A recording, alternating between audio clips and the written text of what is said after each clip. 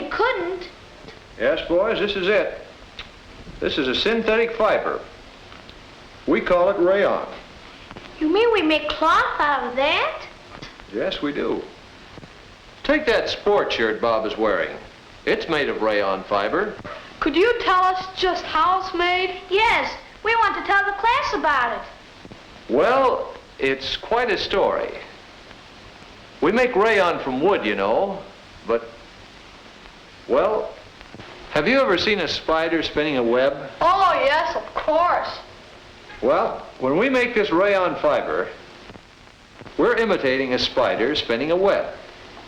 The spider makes a liquid in its body.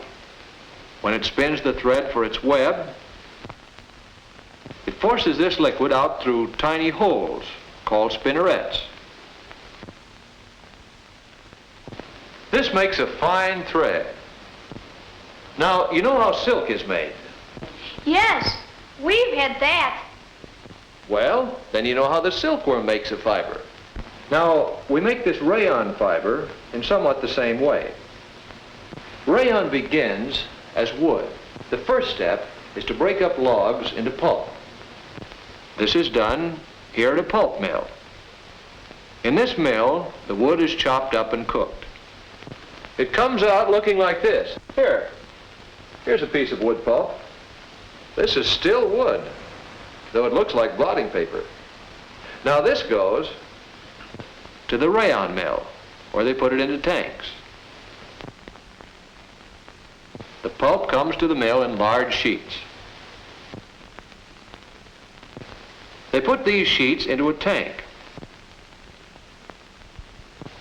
Then they fill the tank with a chemical. After the pulp is soaked in this bath for a while, they squeeze out some of the chemical, and it's ready for the next step. They take it out and drop it down through a hole to the floor below. The pulp drops right down into a shredding machine. This machine breaks it up into small pieces.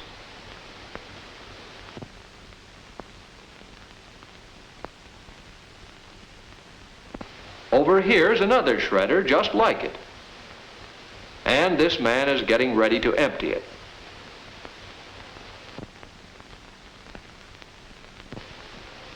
When the pulp comes out, it's broken up into fluffy crumbs. And if we look inside, we can see the turning paddles that do the work. Now the crumbs go down a chute into a room where they age for a couple of days. Then from the aging room, the crumbs drop into another machine. This is something like a churn. In these, the crumbs are thoroughly churned together with another chemical called carbon disulfide. When it comes out of this churn, it's no longer wood pulp, but something different. We have some of it here. See here? Now the next step is to dissolve this in another chemical.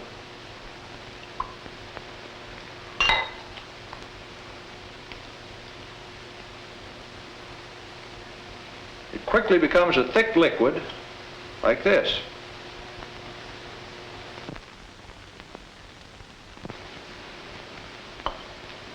Now we're ready to make it into a fiber. I'll show you again how it works.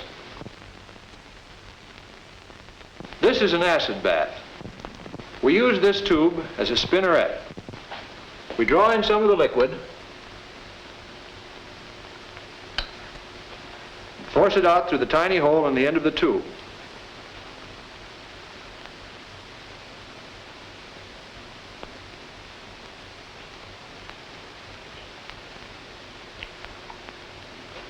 The acid hardens it, and here's our rayon fiber.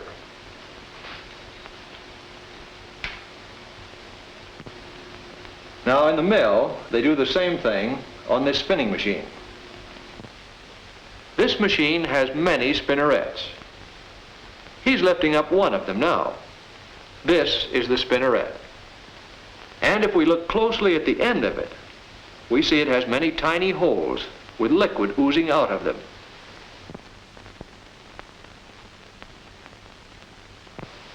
Now he's putting the spinneret down into the acid bath. And here's the fiber forming. The liquid is forced out through the holes in the spinneret to form these filaments. The filaments are drawn together into a single fiber. And this is twisted into a strand of rayon yarn.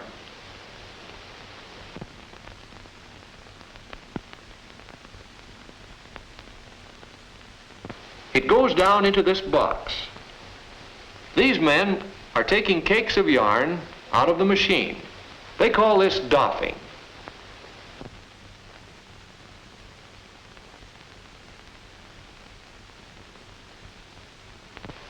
Whenever enough yarn has been wound into a box, they open it up and take out the cake. A full cake of rayon yarn, ready to be washed and dried and woven into cloth. Does that tell you how we make cloth from wood, John? Yes, it gives me a pretty good idea. Say, Mr. Norton, we make cloth from coal too, don't we? Is that the same thing?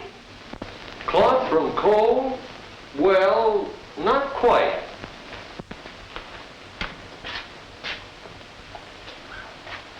Here's a piece of a cloth we make from coal and other things. It's called nylon. But how can a soft thing like this come from a hard thing like a piece of coal? Well, boys, it's a long story, but it does begin with coal. Just ordinary coal from the mines.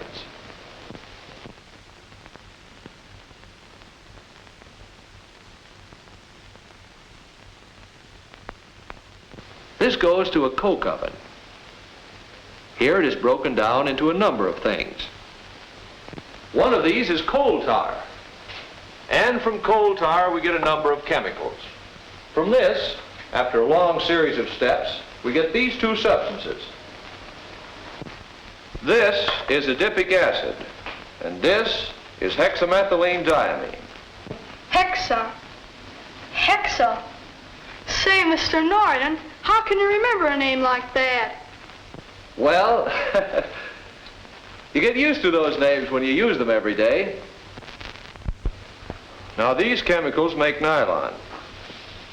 First we mix them together in a little water.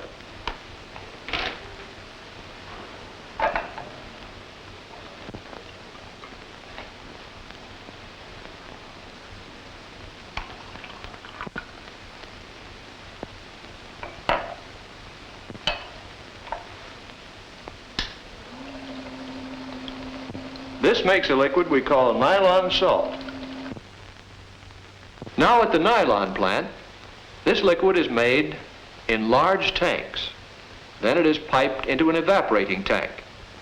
Here some of the water is boiled away. Next, it is piped into a room full of large holes that are something like pressure cookers. The cookers are controlled by the instruments on this panel. And this man is starting to cook a batch.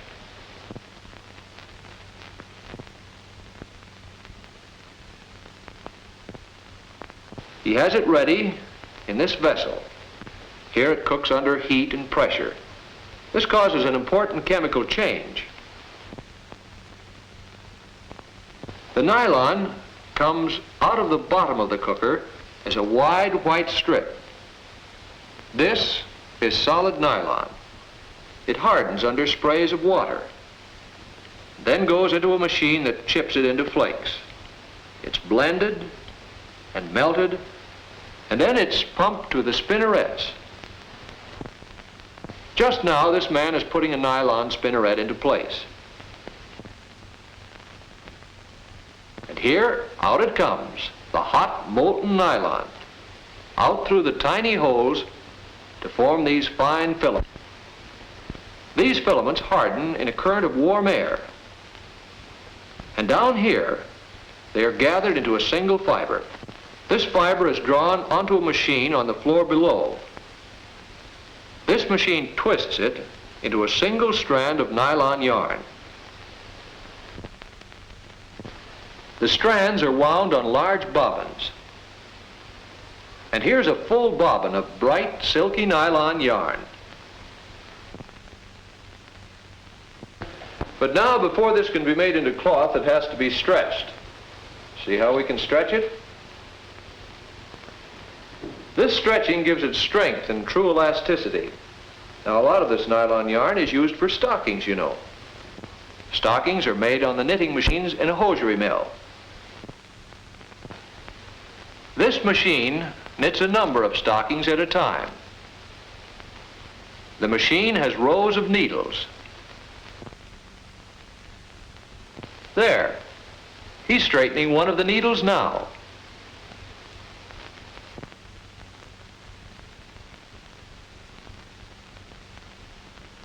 Now the machine is knitting again.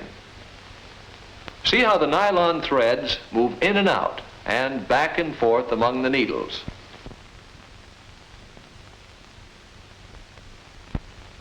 The machine knits a stocking in a broad, flat strip. To make a finished stocking, these strips have to be sewn up. And that's just what this sews the sides of strip together. Now it looks like a stocking. The stockings are done. They are put on forms and heated for a time. This sets them in the proper shape. At last they come off the forms as finished stockings. Now they're ready to be worn. Stockings of a fine, silky cloth, made by the science of chemistry from a lump of coal.